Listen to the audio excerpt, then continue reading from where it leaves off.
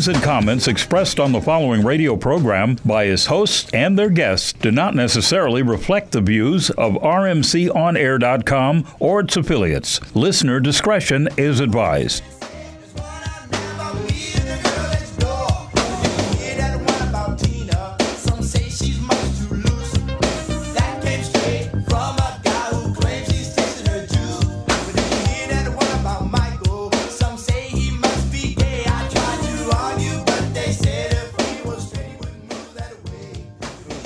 In the house tonight.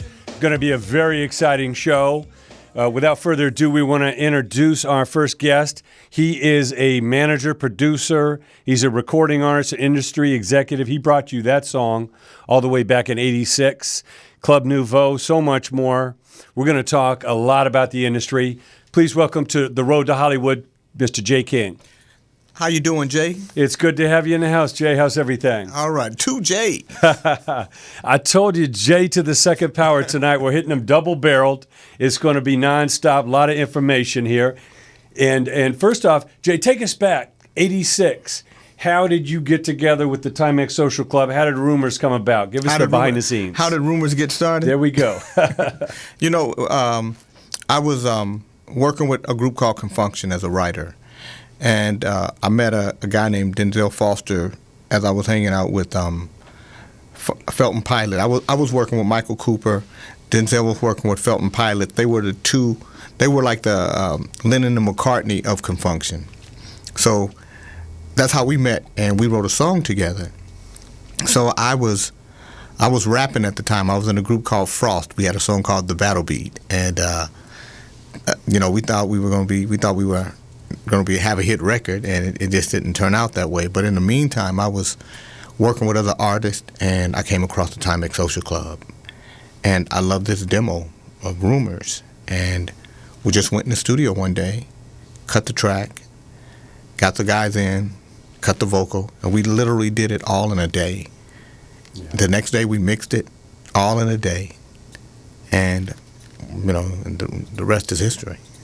Well, that's what they say. Usually the best songs come quick. The ones you labor over are a little harder. So you knew it was a hit, but how new were you to the music business as far as like releasing a record and all that? Tell us that process you went through to get out. I had never done it before. But, you know, and for R&B music, because that's what this was, this is an R&B record, the independent process in R&B music did not have a correlation at that point. Independence and hip-hop were the correlation, and that was because major labels did not believe in the hip-hop scene. They didn't, you know, major labels associated a hit record with radio, and if a record was on the radio, it could become a hit. If it didn't make it on the radio, it couldn't become a hit. Hip-hop music wasn't played on the radio, but what hip-hop did was start to create a street vibration, and it built the power. So all of a sudden, you got this R&B record that has hip-hop sensibilities to it, big drums, big bass, a sing-along melody. How do rumors get started? Started by the jealous people, and almost like a rap sing thing, and just an infectious beat. And we did the undoable. But the first time when I remember going to a radio station when I first got the record. I was in Sacramento, and I went to the radio station. I said, "Yeah, I got this record. I want you guys to play it." And the girl at the front desk was like, "What record label are you with?" And I said, I'm my own record label." And she just kind of chuckled, and she said, "I'll be right back." And when she came back, the station, the music director was with her, and he said, "Who's your record promoter?" And I said, "I am." And he said, "What label are you with?" And I said, my own label." And he said, "Sir, first of all, you're here on the wrong day. Record day is on Thursdays between 8 and 12. You're here on a Friday. It's not the right day. It's not the right time. And, you know, if you're going to be in this business, you got to have the proper people in place to do the job. You're doing the wrong job." I went to retail, same thing. I wanted to get my records in the store. Who's your distributor? You know, and just learning the lesson that way. So when I first started, I would literally go to clubs, pay a DJ $30 or $40. He plays my record, And he said, ladies and gentlemen, may I have your attention, please? We have Jay King in the club tonight. He's trying to sell this record for $3.50. It's a 12-inch. It's $1.50 cheaper than if you bought it in the store. Please support this record, support this brother. This is Rumors by Atomic Social Club. And he played my record. And so I went from selling 2 or 3 records a night to 20 to 30 records a night to 40 to 50 records a night to 100 to 200 records a night, to the point to where I had to start hiring other people to do other clubs because I couldn't be at every club at the same time. Then that's how we started street teams. Prior to that, there was no such thing as a street team. And we were the beginning, and really street teams for us were a guy and a girl going to the club. The girl was the eye candy, the guy was the muscle, and you pay them, I pay them, I give you 100 CDs, 112 inches. You sell them, you get $50 a piece. Not only are you getting in the club for free, you got a hot record, and you making money. I'm selling the records for $3.50. It's costing me $1.29 to make them. I'm paying you $2, so it's $2.29 is coming off the top. But I'm still seeing a profit of $1.21 every time you sell a unit. You sell 100 units, I'm making $121. I got 5 different guys selling. I'm making $500, $600 a night, selling music. And that's how I started. And so the record literally grew up from the ground to a region, to the country. And we sold 3.5 million records. And we literally changed the music business. That's great. Well, again, these are the early days of, the indie entertainment industry that we have today, and Jay's a big part of that. Now, obviously, the majors got involved. They got excited, Tell us about how Club Nouveau was born and what that ride was like. And this is because I wasn't versed in any part of the business. Mm-hmm. I didn't have a contract with these guys, and we were all friends. So here comes a slick talking record executive who's watching this record that we started from the ground, that's now not just on the Billboard charts, but climbing the Billboard charts. Not just making it to the top 50 or the top 30, but we're in the top 20 now. And we're going to be the #1 record, and we already can see because we're in the top 10 in sales. So sales is really what's driving this record. Once the airplay kicked in, we were #1 on Billboard for 4 weeks straight, an independent label on Billboard's R&B charts. You got all these major labels spending all this money, and you got this little guy who's really rocking the game. So everybody's coming at us. But they're not coming to me, they're going to the group. So behind my back, the group signs with Daniel Records and Dave Lucchese. And so the fight starts. And that's why I wrote Jealousy. I wrote Jealousy about those guys. I can't tell you why these things continue to happen to me, but some people get so jealous of the smallest of all things. I tried to help some friends to help themselves to get their lives intact. They came out spreading rumors. Now I have to come out spreading facts. Let me tell you how it started and where it all began. I guess I was a fool to try and help my broken social friends. They told me if I'd help them, they'd be in debt for life. But when I turned my back to give support, they stabbed me with a knife. I don't need jealousy. I don't want the bag talk around me. And that was the beginning of Club Nouveau. That was the first record that we released. Every major label in the country talked to me. Only Benny Medina said, if you make me a hit record, I'll give you your own label. And that's exactly what happened. We had a record went #8 on the Billboard charts, and Benny Medina was good on his promise. And the record eventually sold, a couple of million units. I won a Grammy for Lean on Me. Went platinum. It was one of the biggest records of the year. And that was the beginning of Club Nouveau. So in a sense, you kind of proved that you had the swagger to make that happen. And even though the group had came up with the song, you obviously continued forward. I think a couple of things happened here. Number one, it showed that it's not just money that makes this ball move. It's ingenuity, it's tenacity, it's consistency, it's diligence, it's hard work, it's faith, and it's blessings and luck, and all these things rolled into one. And if you stay the course, because I didn't know this was going to happen, and see, and we're talking the story, and we talk it like it happened, boom, boom, boom, and that's not what happened. There were months. It was 9 months before this record became a hit, and so some people would say, well, I'd wait 9 months. A lot of these guys won't wait 9 days. They got to see something. And I didn't see anything. There were times when there was nothing. I can remember praying to God and just saying, God, if this is not supposed to happen for me, please take this desire out of my heart. Because it was literally eating up my life. I was married at the time. I sold everything we owned while my wife was out of town. That's like crack addict-ish. That's a alcoholic-ish. You know what I mean? I was that into it, and you have to be that driven to make the greatness happen. And it's not easy. It's a lot of work. And faith becomes your, and then you got to know, if you're really doing the work. It's one thing to talk about it. It's another thing to go out and buy the Twitter followers, to buy the YouTube hits, Or you just saw what happened with Universal and Sony, where they lost 2 billion hits on YouTube and got all their videos knocked off because they're lying. So you can fake it. Nothing's going to happen. Or you can do the real work. And when you do the real work because the result tells you.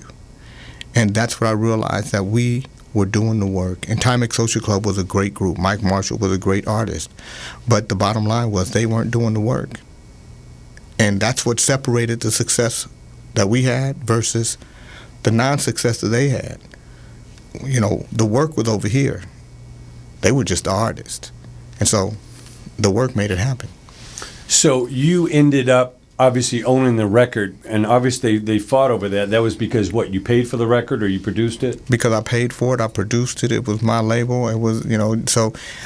They could re-record it, but it was your recording. That's right, I own the recording. It's one thing about, people should recognize is when you pay for a recording and you have those masters, you are, in fact, you're the owner of that recording. You still have to pay the writers, but you own the master. Absolutely. And, so I don't mind paying a writer and publisher. Today, the writing and publishing royalty is on 9.1 cents. For every download I sell, for every copy I sell, I got to pay you 9.1 cents. I don't have a problem with that. And that's at the full rate. Record companies pay at the three-quarter rate. That's 7.33 cents.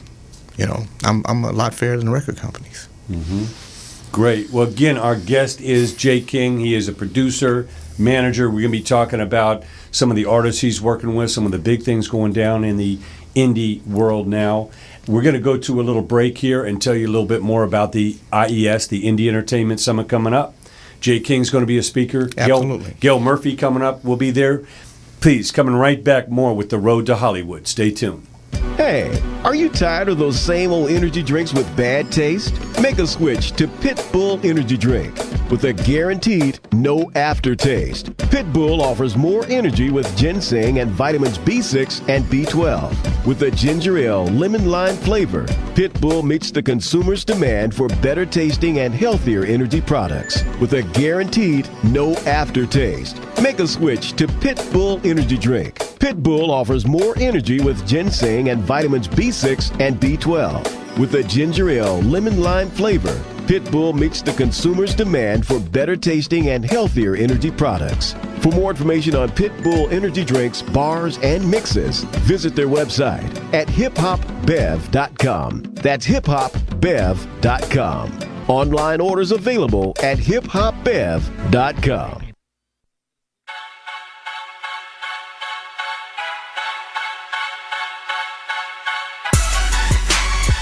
Hey, what up? This is Corey from Slipknot. This is Matt Sorum from Velvet Revolver. What's up? It's your boy Mac 10.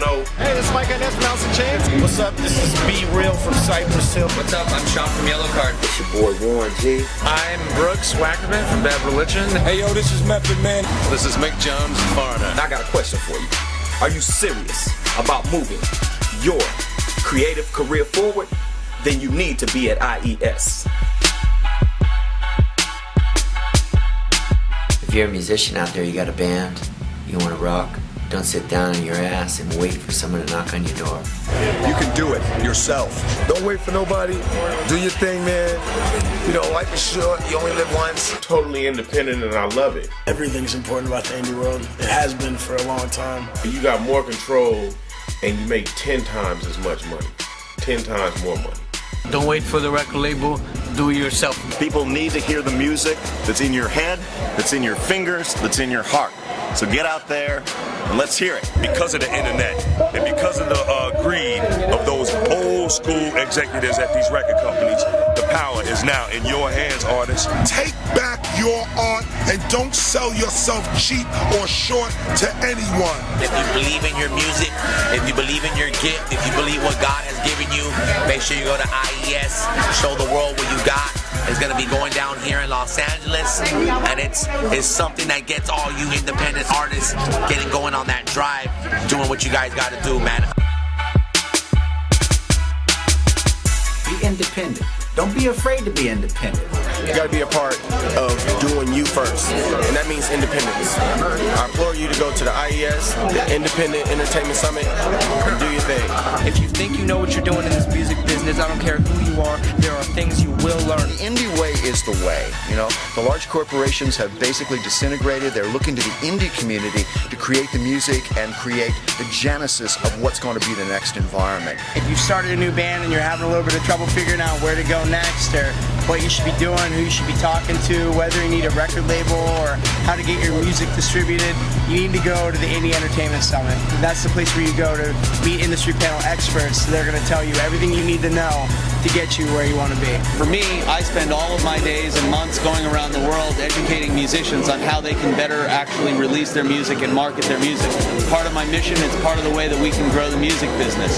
So I'm going to go at all the important summits that I can go to, and the Indie Entertainment Summit is going to be one of the places that I'll be. You want to be educated? You want me to help educate it? You better be there.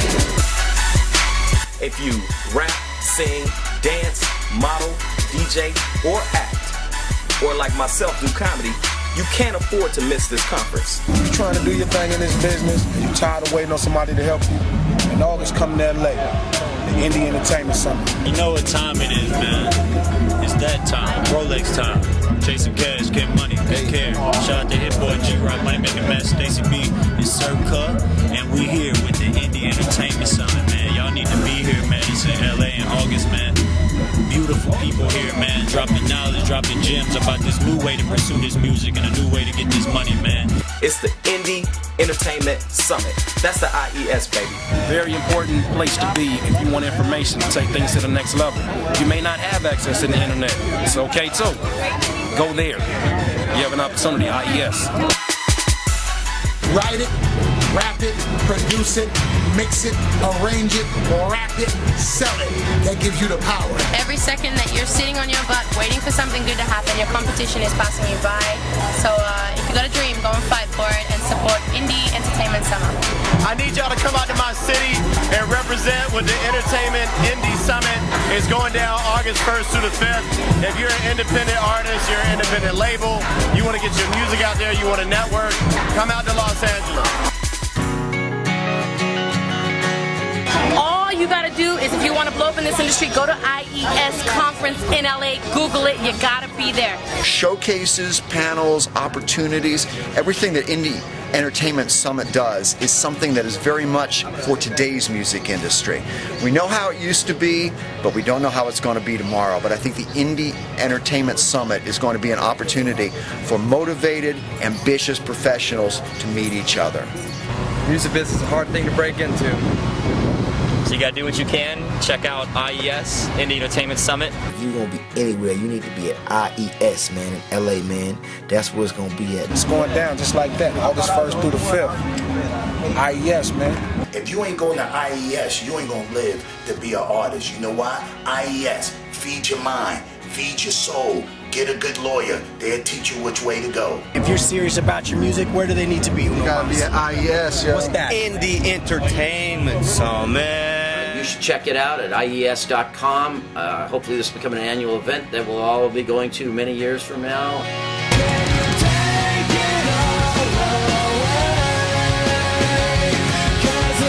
You need to be out to IES. That's IES, baby. Going down August 1st through the 5th. You have to check out IES. IES, show the world what you got. Ain't no excuses. It's now or never. It's your chance to show the world what you've got. IES. I hope I see you there. Indie Entertainment Summit, man. Circle, we gonna be there. Indie motherfucking Entertainment Summit. Be there, Jack. IES. Look for it online. The Indie Entertainment Summit. If you really think you got what it takes to stand out, you really want to make sure you stand out, you can show the world what you got at the IES, the Indie Entertainment Summit. IES, it's going to be here in Los Angeles. Entertainment capital of the world. If you ain't there, you're nowhere.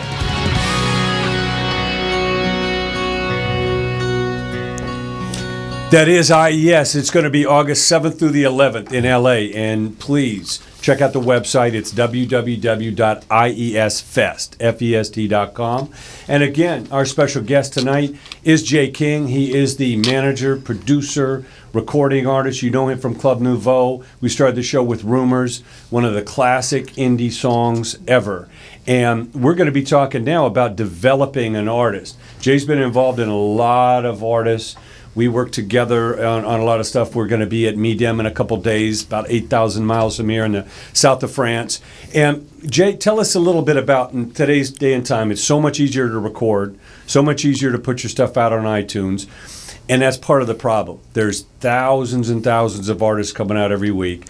What does it take to really create a brand that stands out and have an artist that basically finds their own lane? Well, first of all, I think it's part of the problem, but it's not. I mean, it's really like if you go to a park and you see a basketball court. There's a lot of guys that can play basketball, but they're not in the NBA. They're just basketball players. Now they might have on NBA gear. They might have their favorite NBA player's jersey on, but they're not in the NBA. Then you got the NBA. Then you got your college level players, collegiate players. You got your high school players. You got your junior high school players, and these guys play on different teams. And then you got your pros, and that's where all those guys want to be. So you have a lot of music on iTunes, but they're not really pros. There's a separation in the pros, like you said with branding. You know the pros because they've done the proper building to make a brand. They've put some thought into what they're going to look like, what they're going to sound like, what message they're putting out, what visually what they're going to look, how the videos are going to look, what the album cover is going to say. They're not just putting songs on an album. The songs tell a story. They're a beginning, a middle, and an end. And that's what makes classic records. That's why when you listen to Beatles albums and you say, what made the White Album such a great album? Because it was brilliant, because the whole story was there, and you saw every journey they went through. You saw all the trips they were going through. Marvin Gaye's What's Going On album, one of the greatest albums ever made, because of the story. So these kids today, they have to stop making hamburgers, because hamburgers are only good when they're hot. They got to learn how to be steaks, because a steak can age, and when it ages, it's better than when you first cooked it. And that's what's amazing about some of the music that we hear today. That's why when you hear a Nat King Cole song or Frank Sinatra song, and you say, "Wow, listen to what they did." Or you hear Annie in a Jay-Z song, Hard Knock Life, the theme from Annie, because these are real hit records.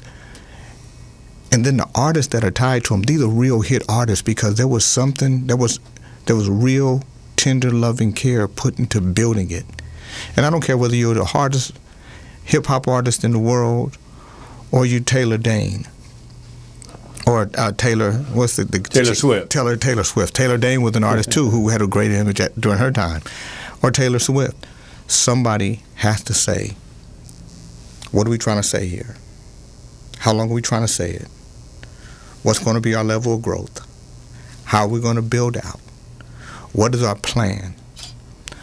You have to have a plan to be in this business. And most independent labels, most independent artists don't fail because of poor quality music, don't fail because of poor quality styling. They fail because of poor quality planning or no planning at all. And that's where it begins, the planning stage.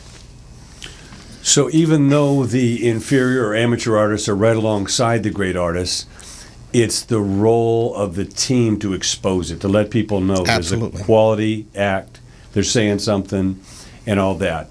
Well, we also have in the studio, she's going to be joining our conversation. It's Gail Murphy.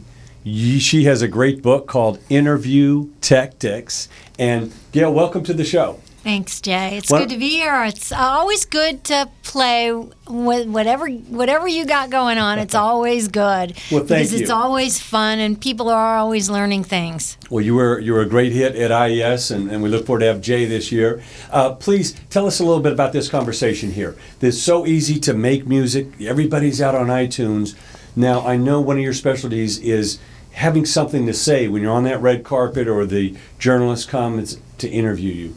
Why don't you continue this thought here? What does it take for an artist to stand out and create their own brand? Well, there's a couple different things in the question that you asked, and one of them that I'm going to address right away is the message. What is your message? Who are you? What are you selling? Why do I need it? What problem does it solve for me? And where can I get it? And then there's also, who am I singing to? Who am I selling to? Who is my target market, and who are they specifically? So that's the first thing that you really have to know, because then you have an actual place to take your product, take your record, take your song, take your music, and you'll be able to talk about it because the person you're talking to is buying what you're selling. And that's the single most important thing. You don't want to knock on 1,000 doors when you can knock on 3. I've heard it said, well, it only takes one yes, but you have to live through 9,000 no's, and that's not particularly the road that I want to take. So, when you sit around and you're sitting in your living room and you're watching this on your computer, you're really getting some, rock solid information, because really it's about cutting through that learning curve and cutting through that clutter. So you have this message, and you can tell it to your end user, you can tell it to your gatekeeper, and you can tell it to a media person on TV, radio, print, or online. But the fact is, having the message doesn't necessarily mean that it can come out of your mouth. The point being that if you can't tell it, you can't sell it. And that's where I come in. I'm the celebritizer. Well, that's fantastic. We look forward to getting in depth on that. Jay, these days, what do you advise the artists? I mean, making the great music is one thing, but preparing them. Because, again, when you're going down that red carpet and the journalist is seeing 40, 50, 60 artists at a time, and knowing that only 2 or 3 might make the show, what do you tell the artist as far as, create a story? Well, I think, you have to practice. You have to know what you're going to say before you get there. You have to anticipate questions. I used to interview myself. I used to literally interview myself. You did. I bet you did. I did. Because you are focused like a laser, man. Yeah. You are just sitting here listening to you. You are focused like a laser, and I'm like honored to be in your presence, because you talked about the work. You've done the work. Yeah, and you have to. You have to be, and that's what I would tell people. This is, to me, this is like a prize fight. You're going on a red carpet. You are in. You're about to win a belt. You're competing with everybody on the carpet. That's right. So if you've thought of every scenario, and the only way you can do that is to practice. To interview yourself. I tell my clients, it's showtime. Get the lead out of your pants. You get to be the star of the me show, starring me, or in this case, it's you. And who doesn't love that? Who doesn't love to talk about themselves endlessly, who they are, what they're selling, what problem they solve? It's the best thing you can do. But if that is not your definition of nirvana, then you need my phone number. You need my book, Interview Tactics, How to Survive the Media Without Getting Clobbered, and you need my phone number, and let's talk about getting you some media coaching so that you can pitch it, promote it, and tell it and sell it. Well, Jay, not only you don't want to be flustered, you want to be able to answer anything That's they right. could throw at you. Absolutely. But what happens when you get the same question 600 times in a row? How do you keep it fresh? How do you act like it's the first time you heard it? Well, first of all, you might get the same question, but you can always turn the question around. You can always take it to the next level. And that's why it's so important to know your business, to know what it is that you're doing, to know, to be able to read the person that's interviewing you and then go to that next level, because now you're going to make them engage. Well, you know what, and that's so great, because I'm just going to piggyback on what you said. It's who are you, what are you selling, why do I need it, and where can I get it, which is the Fab Four. So you always know what's coming. You always know what's coming. They could ask you 50 questions, but at the end of the day, those 50 questions are rooted in the Fab Four. Who are you, what are you selling? So you want to sit down and you just want to go, okay, ring it. I'm good. I'm good with this. Plus, you get to change it up each time. And especially because now it's like getting the lob pass over and over again. Now you get the lob. Now, you know what? I want to do a backwards dunk. Now I'm going to do it between my legs, because you know the pass that's coming. You know it's a lob. I know the question that they're getting ready to ask me. Now I can really do other stuff with it. Now I can razzle and dazzle you. Now I can just flip from one hand, boom, to the next one. So it becomes a whole nother, that's a dream. And again, I think the problem is, Jay, we're in a business now where information is right at our fingertips by Googling. You can Google anything and you can get as much information as you want. So these young people today cannot say, I don't know, this information isn't available to us, because it is. Yeah. And now you have guys that are reading, that are studying, that are taking it to that next level. So here you come looking like Dodo the Dum Dum with Dodo the Dum Dum answers, and here's Genius Boy. So you know who you're gonna see on the red carpet? You know who you're gonna see on television? Genius Boy. You're gonna see Genius Boy, because you got your best outfit on and everything. But when it came to questions, you were the Dodo the dumb boy. Well, also, people just think they want to be in show business, but they forget about the business part. Right. When I speak, I ask, okay, so how many people here are entrepreneurs? It'd be shocking to you how many do not raise their hand. And one of the things I did with my book Interview Tactics when I revised it is I redefined media from radio, TV, print, and people in the production of, to anyone or anything that has the ability to take your message and move it forward. Mm-hmm. So if I ask you if you're doing media and you tell me no, basically what you're saying, I've never written an email, never left a message on anybody's voicemail, never written a letter, been in a photograph, done a Post-it note, no smoke signals, no two cans stuck together with a string. I have not done anything, and it doesn't. The thing is, we're doing it all the time. All the time anyway. So in 2013, armed with an iPhone and a couple social media sites, everyone around the globe is hearing what you have to say. Do you really want them to know that you just ate a donut? Yeah. I mean, really? Really? Really? I mean, you're doing it anyway. Just do it with some kind of intention. Yeah. I'm going to tell you what I did, Jay. Once I found out, because this is my first time on your show, so I didn't know how it was going to work. So once I found out that the show, was online and people can watch, I went straight to my Facebook page and I said, I'm going to be on this show 8 p.m. Pacific Standard Time, www.rnbconair.com. Check me out. So now, and I like your girl, she's over here saying, get in the shot, Genius Boy. Genius Boy? She called me Genius Boy, with sarcasm. So I put it up there, and then here I go, and now I can see that Eric McAllister liked it. I can see that Crystal Callie Honey liked it. Michael Ashford liked it.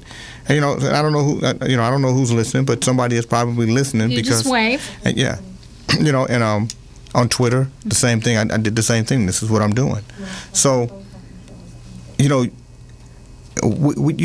everything, you have to become so versed in every aspect of this, and the more versed you become in it, the more educated you become in it, the better you get. And Jay, when you have artists that really know their direction, that really know what they're doing, that really get involved, you get more involved. You work harder. You do more for them. You reach out. You develop opportunities for them because as something is passing you, you go, hey, you know who could do that? Because that person is engaged. Karen White is that artist for me because she is so involved, but because she was willing to do anything and everything, and this is a veteran artist who had platinum records, who didn't need the money, who did it because she loved music and said, you know what, if I'm going to make the commitment, I'm going to make 100% the commitment. And that's what she did with her record. She's got a sitcom now. She's filming right now. She's sick because she was filming it and it was too cold. She's got a reality show that she's doing. She's preparing for a tour. She's getting ready to go to Africa. She's got a brand of jewelry, but she invigorates me. She makes me work hard because anything I put on her plate, if I say you got to do 100 radio shows on the internet, she didn't say I can't do it. I don't want to do that. She took hold of it and she ran with it. You don't have a lot of artists that want to do that. That want to do that kind of work. I want to. You made me think of something, and I really want to make a point of this. I think musicians really have the edge more than someone like me when it comes to talking to your target market, because you're out there all the time. Because just by virtue of doing your job, you're out there all the time, and there's so much that you can put in front of people to build your list, to tell them what you're doing, to find out where who's playing your music, who's downloading your music, what part of the country they're in. You can look, if you have 1,500 people that are following you, or 5,000 people that are following you in Portland, you can take that to a club in Portland and go and get a gig there. You can get email addresses. You can stay in front of your tribe, as they say, which is a lot more than I can do. And right now, see, I'm doing social media right now, and I have this little camera right here, right? And so I'm going to put this on Facebook, and you guys see there's Jay Rosinski right there. Say what's happening, Jay. Hey. And then there's Jennifer right there doing her camera right there. And this is Miss Keys right there. She's making it happen. And then here, my girl Gail right here. Celebritizer. Say it again. That's Celebritizer. And then here I am right here. That's right. And this message is going to go up on my Facebook page. And when it goes up, people are going to make comments of it. And you never know what goes viral. You never know. I mean, all of it is viral already. Well, listen, and it's funny because when I talk to my base, when I talk to my audience, we talk about the concept of viral. I said, you want to know what viral is? Call your mother and tell her you just won the lottery. Put the phone down, and then just wait. Maybe 30 minutes later. Oh, hi! I haven't talked to you. I mean, that is Fred Flintstone viral. Right. But viral is viral. And everything is viral. Just how viral will it go is really the question. The girl Rebecca Black, who did the song Fridays, that was an anomaly. And we know it is because not everything does that. Yeah. Justin Bieber, but some of his hits got taken down. All his songs and stuff were taken down because Sony and Universal got caught faking it. Yeah. Faking the funk. But then it's also this strange exotic cocktail because there's always a wild card. And the wild card being is how arbitrary fame is anyway. Right. What people pick up on, what people glom onto, and then I tell my clients, if you don't believe me, then I have 2 words for you. Susan Boyle. Yeah. But because people want real. Before it used to be the mystery of an artist. Yeah. Now people want to be able to feel. They want to be able to relate to the artist. Yeah. Susan Boyle, you could relate to. Yeah. She was an underdog, and you rooted for her because you wanted her to win because she was just like you. That's right. Yeah. And so that's and I remember I used to say I would not do reality TV because it was like buffoonery to me. But now I get it. Reality TV is like a big commercial if you know what you're doing. But that goes back to you and what you're saying about being celebritizing, knowing what you're doing. asking the right questions. What am I doing? What do I want to say? How do I want to say it? What do I want to sell? Who do I want to sell it to? How do I want people to know me? Right. How you can program how people think about you. Omarosa.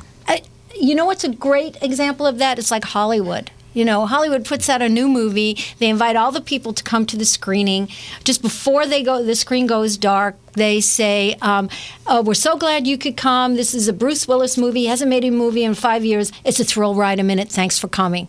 After the movie is over, the audience comes out, and there's cameras there, and they say, how was the movie? And they go, oh, my God, it was a thrill ride a minute. Are you kidding me? Yeah. Bruce Willis hasn't done a movie in 5 years. Yeah. So how do you want your audience to know you? Okay? If you're a corporate and you're the president of a super corporate international bank, don't go to a meeting dressed like Snoop Dogg. It's not going to work. Right. So, I think that Wolfgang Puck is a great example. Every time you see him, he's always wearing that chef uniform, like he just ran out of the kitchen just then to do the Today Show. Right. And he's got to go back because the souffle is going to fall. And you say, did you see him? He was just on it, but I think he had to go make the souffle. That's right. I got to tell you something. I was having lunch at the Beverly Hills Hotel. This guy was walking around, and I thought it was like the surfer guy. What is this surfer guy walking around in the Beverly Hills Hotel in the restaurant? It was Wolfgang Puck, but he wasn't wearing his chef outfit, and he looked like a surfer dude, but not in a good way. So. So you want him in that chef outfit? Yeah, otherwise I'm going to think That's he's a his surf uniform. dude. That's right. Well, we have in a studio again, Jay King. He is a manager, producer, recording artist. We have Gail Murphy. She is the celebritizer. She is the coach to how to get the most out of the media. We're talking about little teams, knowing what to say and having someone to get that out in the promotion world. We're going to go to a little clip of an interview here with Tech Nine. This guy's sold 2 million records right now. Yep. He's not even on the radio. Again, talking about someone who's found his niche and is working it. He's one of the most successful independent artists in the business today. We're coming back on the road to Hollywood.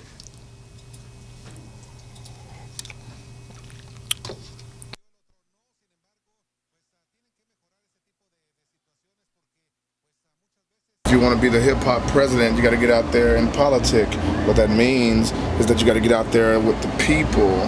Even if you don't have 500,000 fans there, even if you don't have anything but 5 fans there, you treat those 5 fans like they're 5 million. And the next time you come back, they'll tell 10 of their friends. Next time you come back, there'll be 100 people. Next time you come back, you gotta be patient. It's hard to be patient in this business. You know what I mean? It's very hard to be patient in this business, but you gotta have it. And you gotta be strong, because I've been knocked down so many times. So many times from the major labels. I'm sizzling. And it's like getting out there and preaching your gospel to people that don't even know you, man. If an artist wants to work with us, call us. We're regular guys, man. Even though we might look a little different, we're the same. www.therealtech9.com. You spell Tech9, T-E-C-H-N-9-N-E, N9-N-E. Instead of the I, N9-N-E, or myspace.com/Tech9, man. You can find us. It's not hard to find us. We're on tour. We're about to go out on another tour and support my new album, KOD, early October, man. Beautiful. And it's going to be wonderful. And we're partying.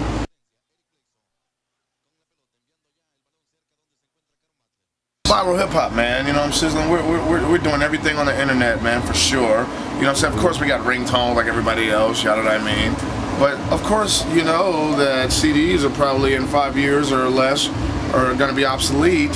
So you got to find other ways to sell your music. You know what I'm saying? Everybody wake up. You got to find different ways to sell your music, and we're right there. Whatever they're selling it on, whatever they're going to create, we right there with it, man. Right there with it, because the object is to get the music to people. So if it's inside a penny next time, like, okay, you just put the penny, boom, in your little thing in your car, boom, the penny just got 5,000 songs on it that you like. You can bet Tech 9 gonna have like 2,000 of them 5. I'm gonna infect everything, man. I don't care how they sell it. I don't care what they come up with next. I don't care. We're gonna be there. We're gonna be at the forefront all the time because the object is to get it to these youngsters, get it to these old heads, get it to everybody, man. And what makes our story so perfect that anybody should buy our shit anyway. That is the mighty, mighty Tech 9, Strange Music. Get ready. We're going to have Violet Brown in the studio coming up in the next couple of weeks. She is one of the top executives now over there at Strange Music. Of course, she was the legendary buyer for Warehouse Music. I'm sure she bought a lot of J. King's records over the years. She was really instrumental with Rumors for me. She was really aggressive with a lot of music that I put out, and I love Violet. She's always been a wonderful woman to me. That's great. Well, again, we have J. King in the studio. We have Gail Murphy. We're talking about today's industry. You started independent, Jay, with Rumors. It's come back to an independent world. What is the greatest thing right now about being independent? The power. You know, I just did a show last night on my radio show, you know, because I have the J. King Network, you know, online. It's an online radio network, and I do a show on the music business every Monday and Wednesday night. And last night my show was on the power of independent thinking. How free you are as an independent thinker to do whatever you want to do, to customize this business to your liking. And that's the beauty of the music business. Before, because the majors controlled it, they put it in a box and you had to do it the way this box told you to do it. And if you got outside this box, it wasn't going to happen. There are no boxes anymore. You can do whatever you want to do, how you want to do it. But you got to do the work. And see, it's going to come back to how consistent are you? How much diligence do you have? How hard are you going to work? How serious are you? How focused are you? And how, you know, how repetitious are you going to do this over and over again? The problem I see with a lot of independents is they start, they're excited, it happens, and then it starts to slow down, and then they get disappointed, and then they stop, and then they get fired up again, and they think they're going to start off where they last left off, and you got to start all the way back from zero again. Yeah. Once you stop, that's it.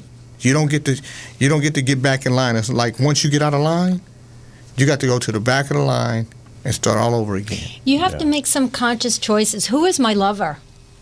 My work or the celebrity? Right. Because the celebrity can't and won't feed you. The only thing that will feed you is the work. So what that means is you can't believe the hype. The hype is like poison to a creative person.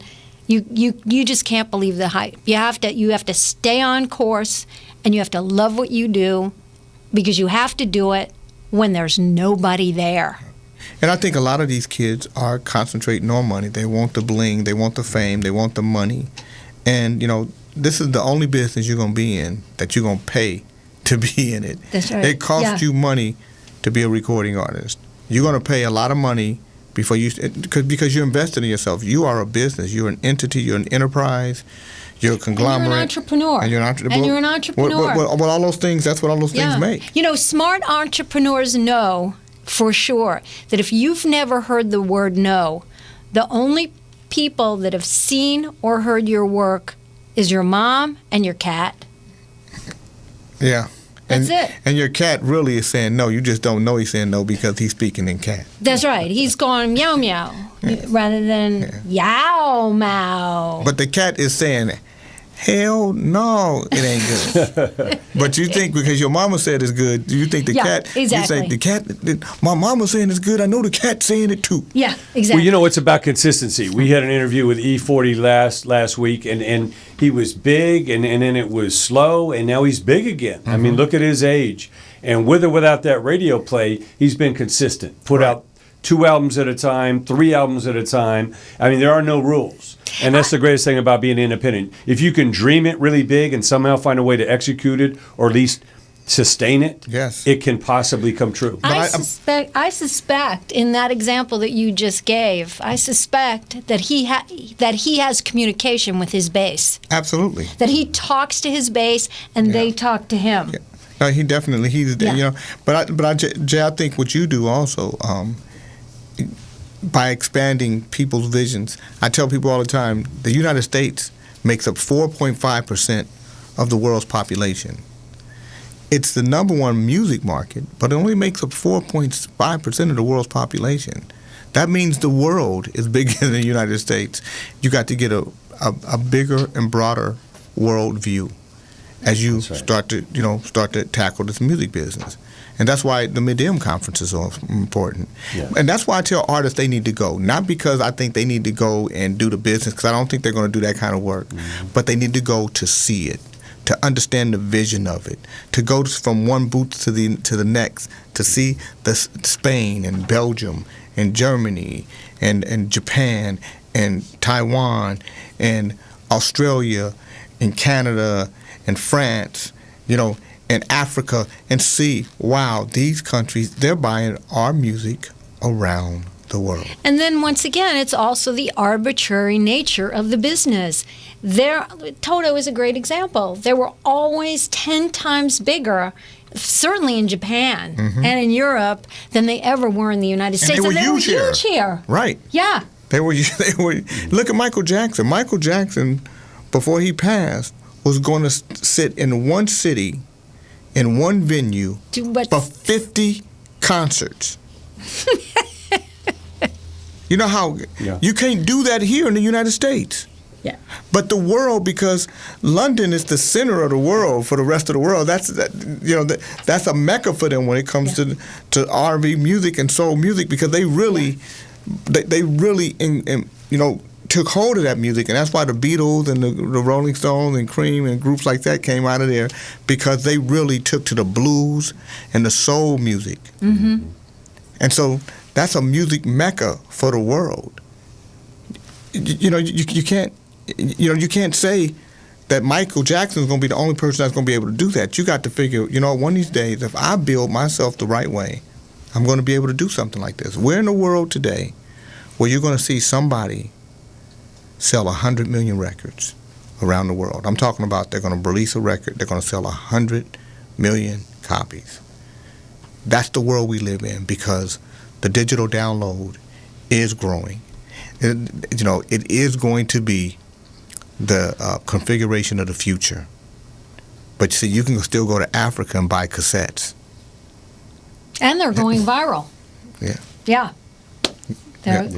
Yeah. What's exciting? I mean, look at the Psy phenomenon this year. The guy's singing in Korean, and it's got 5 billion hits on YouTube. It's a phenomenon, and basically, it's not where you're from, but where you're going. And I think what's really important is the world is the market, fans are fans, sales are sales, and the more you can spread your magic out there. We see it with, again, the Black Eyed Peas or Red Hot Chili Peppers or whatever. Once you have that hit, you can tour the world for 2 years straight. That's right. Yeah. And you never get, and I think people don't recognize that the world is like our states.